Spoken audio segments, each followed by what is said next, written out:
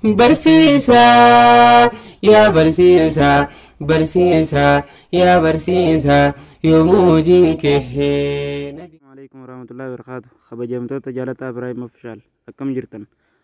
Arsii University College fayyaa irraa arra koorsiin isinii qabadhee dhufe Health Education Party waan waliin ilaallee turre partii xumuraa kan waliin ilaallu ta'a. Chaanaalii kana subscribe like godha. Afaan Oromoo waliin taanee haa guddifnu.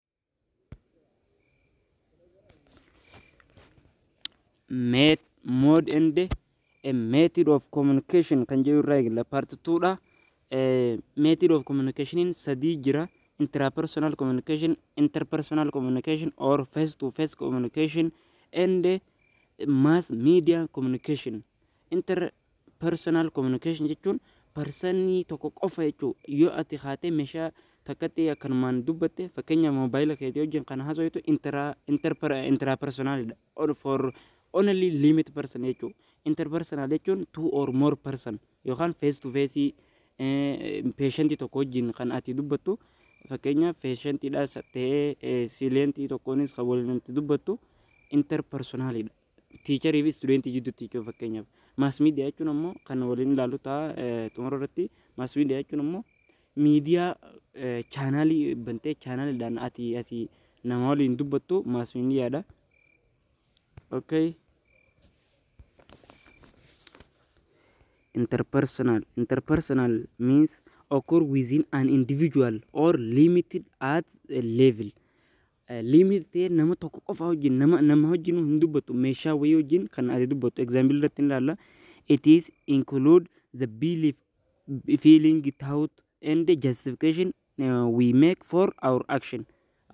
Yaada keenya yookaan feeling miira nu dhagahame waan itti amannu kana hunda kan justify itti goonu our action keenya justify itti goonu in individual or limited person.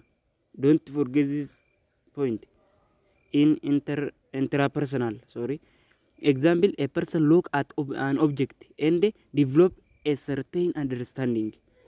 Person in toko ha lalu objecti akan malale certain understanding ragoda lalet mo kana akan mahuwa to nito no fakenya ko mobile je akan malale rawatu individual of mukofate cho wana mo jum mete cho intra at indicate for individual or limited at a level jechuudha.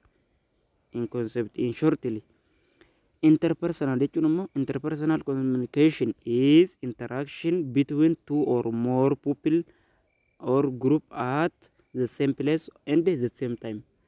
For example, namto lama fi lama ol yeroo murtaawati bakka murtaawati yookaan bakka takkatti bakka wal fakkaatu jechuudha.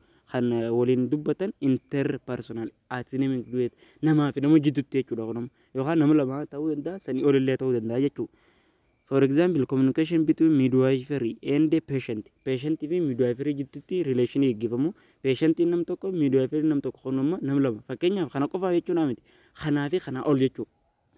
Fakkeenyaaf teacher and student discussion ta'uu danda'a waan adda addaa irratti kan waliin wal qunnaman. Teacher and student jidduutti interpersonal, not intra student. Don't miss this point.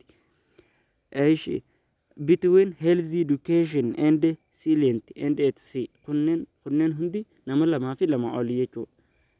Advantage isaa waliin ilaalama. Advantage isaa two way jechuun ati asii dubbata inni achii deebisa jechuudha. Two way jechuun ati asii dubbata inni achii deebisu dynamic. Not static. Static jechuun constant jechuudha. Dynamic jechuun change. Ati ni gaafata inni si deebisa jechuudha. Lama fardo question can be asked. At question in gaafatamta be answered. Gaafii san gaafatamte deebista. Kunumma advantage interpersonality. Multi-channel or sensory effect of personal communication. Personal communication affect guru the multi-channel dawante nama lama bichaame jechuudha. Lama fi lama multi-channel jennani. In mass communication one either read jechuun nam tokko dubbisuu danda'a or hear dhaggeeffachuu danda'a. Kan dhaggeeffatan viidiyoo waan adda addaa ta'uu danda'a. See information laalee hubachuudhaaf illee ni danda'ama mass communication jechuudha jedhate jechuudha. Kunillee maali advantage dha jechuudha. Useful in all stage adoption of the innovation. Qorannoo adda addaa qorachuu keessatti useful dha. All stage hundi irratti jechuudha. Research waan adda addaa qorannoo adda addaa baasuu irratti useful dha jechuudha. eenyu interpersonal. Intrapersonal akkanatti useful miti jechuudha in other word. Useful when topic is taboo or sensitive. Topikiin irratti mari'achaa jirtan yoo sensitive kan ta'u ta'e ammallee usefulidha jechuudha. Gaafii gaafata yaada kannachuu dandeessaa jechuudha. Maal irratti interpersonal irratti jechuudha. Kanaafuu sensitive waggaa ta'e usefulidha asirratti illee. Can fit in local need. Kunneen advantage yookaan faayidaa interpersonal communicationiti. Disadvantage illee ni qaba. Akkuma advantage qabutti disadvantage illee ni qaba. In fact, the fact that in calls for issue of for use of many language. Dirqama afaan hedduu beekuu qabda nama wajjin walii galuudhaaf afaan hedduu fakkeenyaaf namni tokko asii ka'ee namni asallaa jiru tokko asii ka'ee jijjigaa dhaqee eliitil yoo xiqqaate afaan beekuu qabu. Maaliif laanguweejii kana yoo beekan koontaaktii walii godhuu hin danda'an. Waliin godhanillee limitiidha malee interpersonal ta'ee useful hin ta'u jechuudha. Kunillee disadvantageidha yoo afaan hedduu hin beekanii jechuudha kun. Okay. Require personal status. Fakkeenyaaf namni asitti fakkeenya tokkoon isin fudhadha dubartii takka jennu asallatti surree uffatte yoo jenne kaatee kallattumaan jijjiga dhayxee yookaan surree uffattu taate personal status hin eeyne jechuudha. Kunillee achi aadaa achi san beekuu qabdi jechuudha. Kallattiin aadaa asallaatii fi kan jijjigaa garagara ta'uu danda'a. Kanaaf achi dhaquun dura information waa'ee achi personal status yookaan kabajaa waa'ee akkamitti waan aadaan achi akkam akka taate beekuu qabdi jechuudha. Kanaaf personal status illee disadvantage dha jechuudha. Need professional preparation and knowledge. Beekumsa guddaa si barbaachisa interpersonal irratti kan beekumsa professional ta'e hin qabne taanaan disadvantage dha jechuudha. Easily distorted. Gaafii gaafattee gaafii si deebisan commentii si godhan easily distorted faalleessuu danda'an hawaasni yookaan namni itti dhiibbaa irra geessisuu dandeessan jechuun paashantii fakkeenyaaf waan ati kanatti fudhachuu diduu danda'a easily distorted godhuu danda'a. Kunillee disadvantage dha jechuudha. Sodaffaarra dhufnee jira. Mass communication yookaan mass media in shortly. It is means of transmitting message and electronic or print media to a large audience. Student kun waan irraa adda ta'uun qaba barattoota. Give me attention. Transmitting message and electronic or print media. Print media jechuun waanuma online qofaa miti. Traditional lane dabalata. A large audience that usually reaches a large segment of population. Ummata guddaa yeroo gabaabaa keessatti kan ga'u mass media waan takkaasi media guddaa tokkorraa hanguma xiqqatti isaan waraabanii post godhee ati asii agaruun kun mass media dha jechuudha. Faayidaa isaa jalatti itti dhufna. It is use mass media. Use mass media include broadcast media, radio ta'uu danda'a, television ta'uu danda'a, as well as print media like newspaper, gaazexaa, book, leaflet, poster. Kunneen hundi mass media dha. Yeroo gabaabaa keessatti kan nama bira nama addunyaa guutuu ol ga'uu danda'u jechuudha. Bakka online fi offline illee bakka hundattuu kaan waliif daddabarsa broadcastidha kaan taa'ee dhaggeeffata. Kunneen hundi mass media dha jechuudha. The word media is used currently refer not only print media like radio or television but also cover traditional means of communication. Traditional idallee hammachuu print media waanuma radio fi television qofaa miti jechuudha. Artii such as artii jechuun muuziqaa qofaa miti. Simple way to give information jechuudha. Yeroo haala salphaatti nama hubachiisan tokkoon art jennin malee artiin waanuma adda addaa kana qofaa miti jechuudha. Songi, plays, puppet show and dance kunneen hundi mass media dha jechuudha. Kan hunda dabalatee print media dha malee print media qofa mass media yookaan mass communication hin jennuun jechuudha. Advantage illee ni qaba. Can reach many people quickly. Yeroo muraasa keessatti ummata guutuu wal ga'uu danda'a. Bahaa fi dhiyaa. Fakkeenyaaf hojii xixiqqoo hawaasa buuftu ta'uu gurguddoo ta'uu yeroo gabaabaatti eessarraa argite miidiyaarraa arge ijaa namni. Kunneen maal jechuudha? Advantage jechuudha. Yeroo gabaabaa keessatti nama quickly ummata hedduu bira gahaa jechuudha. They are believable. Viidiyoo ta'uu danda'a. Viidiyoo san ijaan agaruu dandeessu. Kanaafuu sin shakkisu jechuudha. Itti amantaa jechuudha. Viidiyoon ijaan agarteef hin shakkisu jechuudha. They can provide continue reminder and reinforcement. Reminder yaadachiiftuun qaba. Provide ni dhiyeessa. Continue reminder yaadachiiftuu fi reinforcement badhaasallee kan dhiyeessu kunillee faayidaa isaati. It is mass communication can either read dubbisuu danda'a gaazexaa isaarra newspaper waan jenneef heer dhaggeeffachuu danda'a viidiyoo si ijaan arguu danda'a information san jechuudha. Kunneen advantage dha jechuudha. Disadvantage illee nama qaba akka interpersonality. Disadvantage isaan immoo mass communication may create anxiety. Kun amma oggaa ilaaltu fakkeenyaaf waan aadaa duudhaa biyyitti akkaataa itti beektu waan cabsan yoo cabsu yoo argite si aaras akkanumatti fakkeenyaaf as in case of HIV/AIDS. HIV/AIDS akkanatti haala akkanaatiin haala namni osoo sexual intercourse unprotected sexual intercourse akkana daddarbee jiran oggaa dhageessu anxiety sitti uuma jechuudha. Maali waan akkanaa maali miidiyaan akkamii waan akkanaa gabaasa jettee sitti aaruu jechuudha. Si gaddisiisa si addeessaa jechuudha. The fact other or in short yeroo fayyadamuudhaaf type of attitude does not differentiate target. Targetii akkanumaan nama 500 guutanii hinimu oduu takka hinimu jeeta. Garuu does not differentiate target. Waan himu deemu sanuu differentiate godhee addaan osoo siin baasin akkanumaan targetii osoo hin qabne haasawa jechuudha. Oduu dheertuu dhaggeeffatee konseptiin isaa maali jechuun si dhibuun san maali does not differentiate targetidha jechuudha. Targetii addaan siin baafnee jechuudha. Multi attitude of the stimuli emanating from kunneen hundi disadvantage dha jechuudha. Mass mediaadhaaf yeroo fayyadamuudhaaf. Barrier to communication factors that hinder communication and result in an intended outcome. Kan jechuun factor hinder jechuun gufachiisuu kan gufatti duubatti deemu isa deebisu. Fakkeenyaaf communication kun akkan taane kan godhu barrier jennaan jechuudha. Process barrier, sender barrier, encoder, medium. Kunneen isa ilaalle introduction irra ilaalle chapter 5 eegala irratti video maxxansee jira ilaaluu dandeessanii. Decoding receiver kunneen hundi yooma fakkeenyaaf senderiin namni gaggeessu tokko yoo barrier kan ta'u akkamitti akka ta'u barrier informationii san barrier keetti godhani dabarsuu dhabuudhaan evidence dhabuudhaan kanaan hunda barrier ta'uu communication akka hin taane waan namni isa dhaggeeffatu waan akkasii yoo evidence itti qabaate yoo knowledge itti qabaate yoo professional knowledge hin ta'in isan dhaggeeffatan jechuudha. Kunneen process barrier dha. Lamaffaan physical barrier distance yeroo sirraa fagoodhaa device meeshaatiin daddabarsu dhabuu. Kunneen hundi barrier dha jechuudha. Can the learner see and hear improperly jettee yaaduu qabda jechuudha.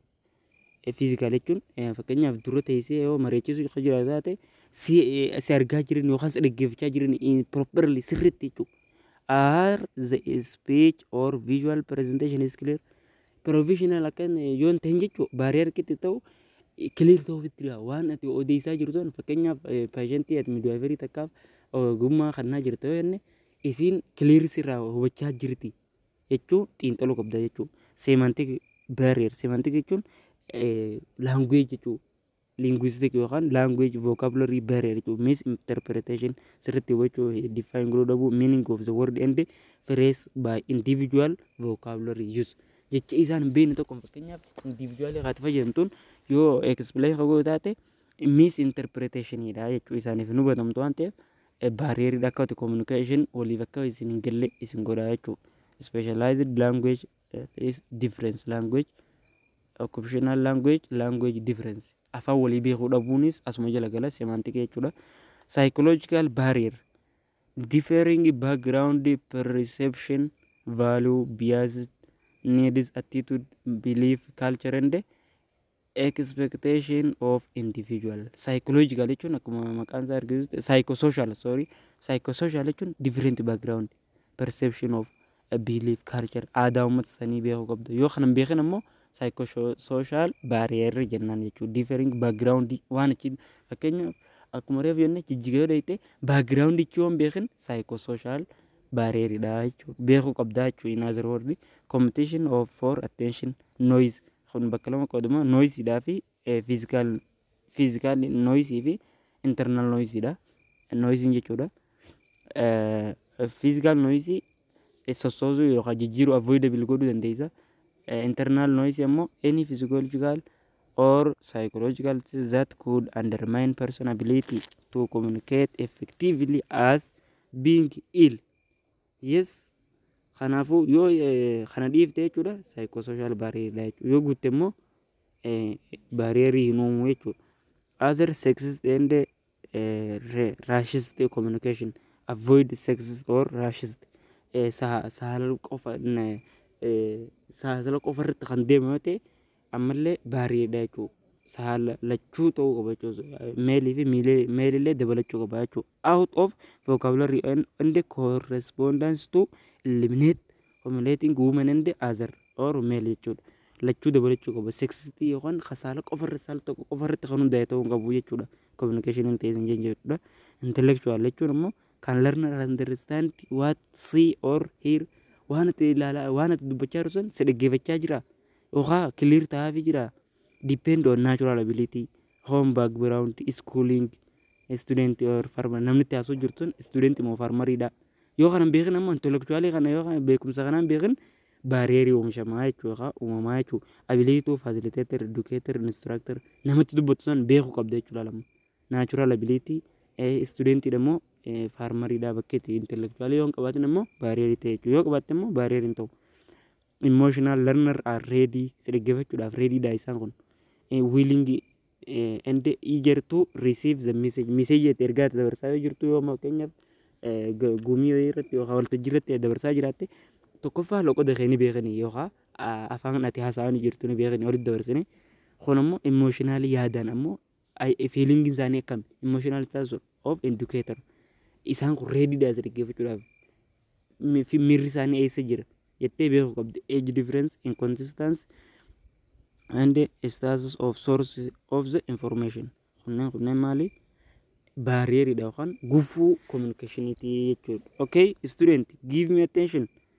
How to overcome barrier?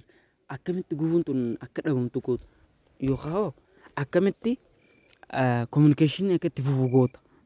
Fakkeenyaaf the message must be timely yeroo itti dabarsan beekuu qabda. Meaningful ta'uu qabda yookaan relevant. Wanni dabarsan nama sanii wajjin akkuma reefu jenne nama sanii wajjin walitti deemuu qaba. Fakkeenyaaf student yoo ta'e student wajjin walitti deemuu qaba.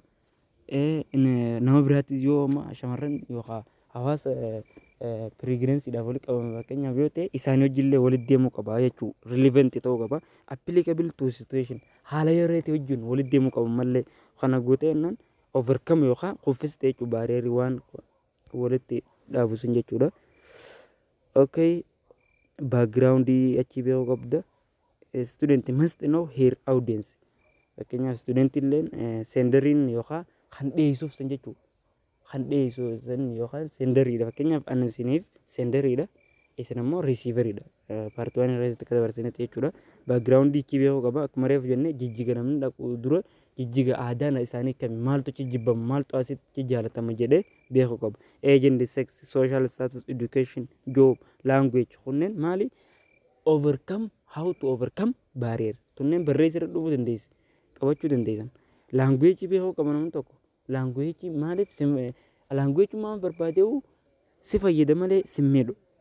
Kanaafuu overcome godhuudhaaf language illeen akka mastiiti jechuudha.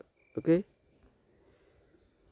How to overcome barrier in the audience must be removed all barrier. Member of audience could be non-listener ta'uu qaba. Because who refuse to listen dhiibbaa geessuu qaba jechuudha. Okay?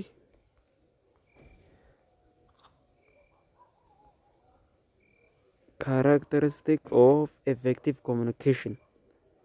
All barriers may have be removed. Remove ta'uu qaba barrier hundi. Proper media has been chosen. Sirriitti media filachuu qaba. Meediyaatti dabarsuun jechuudha. A good presentation ta'uu qaba. Has been made ta'uu qaba. Presentation biriida qopheessuu qaba. Two-way communication. Eenyuunne effective communication.